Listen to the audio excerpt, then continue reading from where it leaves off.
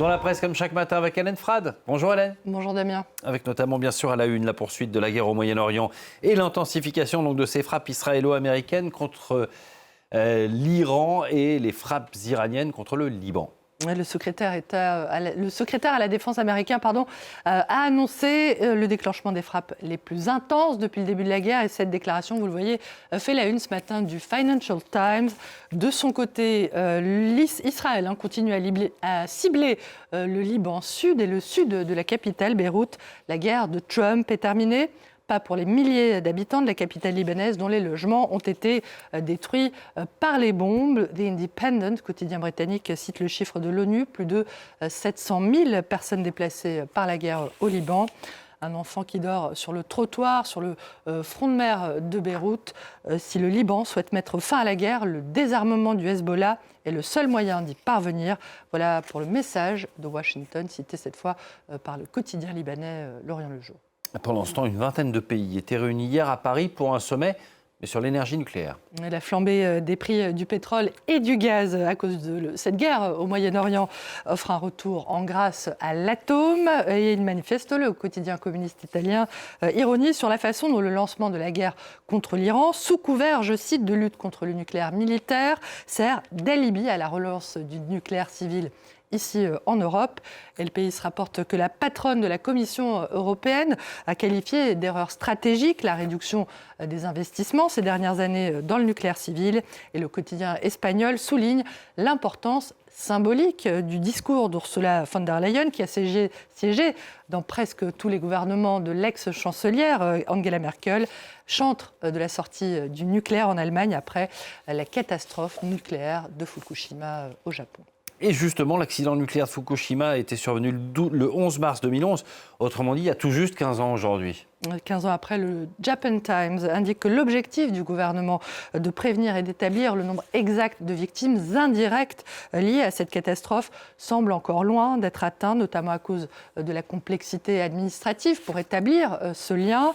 D'après le site d'info français Mediapart, la pollution s'est durablement installée 15 ans après la catastrophe dans le quotidien des habitants de la région.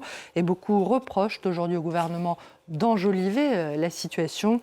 Pour celles et ceux qui ont dû partir, quitter la région de Fukushima, le traumatisme perdure. Interrogé par Libération, un psychiatre témoigne des souffrances de ces patients. Selon lui, beaucoup souffrent de troubles de stress post-traumatique avec des symptômes caractéristiques comme des flashbacks que l'on retrouve aussi chez les victimes de maltraitance infantile ou chez les anciens soldats.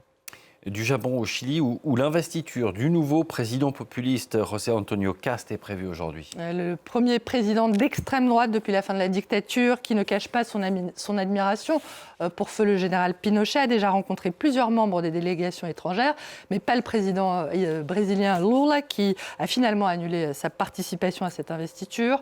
Le Figaro annonce l'arrivée au pouvoir d'un Trumpiste élu confortablement, mais qui n'aura pas de majorité au Parlement. Pas sûr donc que le nouveau président, qui est opposé notamment au droit à l'avortement, puisse mettre en œuvre son programme d'urgence, comme il le qualifie, axé sur la lutte contre l'immigration et l'insécurité. L'opposition, elle, voit déjà revenir l'ombre des années de la dictature. Et la Croix raconte la passation de pouvoir extrêmement houleuse entre le nouveau président et l'ancien chef d'État de gauche, Gabriel Boric. Sur les 25 ministres qui vont former le nouveau gouvernement chilien, 2 anciens avocats de Pinochet ont été nommés au ministère de la Justice et de la Défense et des Droits humains.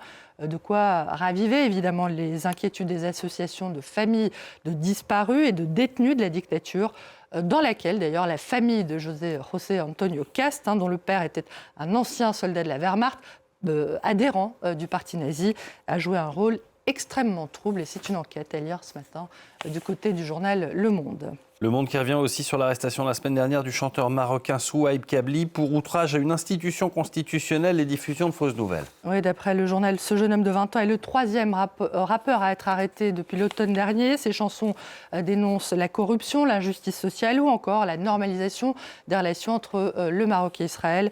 Le Monde voit dans cette nouvelle arrestation le signe de la crispation des autorités marocaines depuis l'émergence du mouvement de la jeunesse marocaine porté par le collectif Gen Z 212.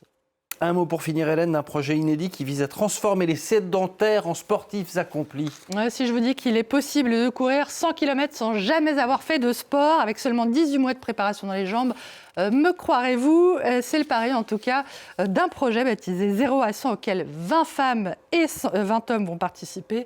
D'après le Parisien aujourd'hui en France, certains sont d'anciens fumeurs, donc d'autres un peu en surpoids. Et ils vont devoir s'astreindre notamment à des séances de renforcement musculaire et de vélo 5 jours sur 7. On travaille à la fois sur le moteur et la carrosserie, dit le professeur qui est à l'origine de ce projet et qui promet de la sueur et de la souffrance. On le croit sur parole. Merci beaucoup, Hélène.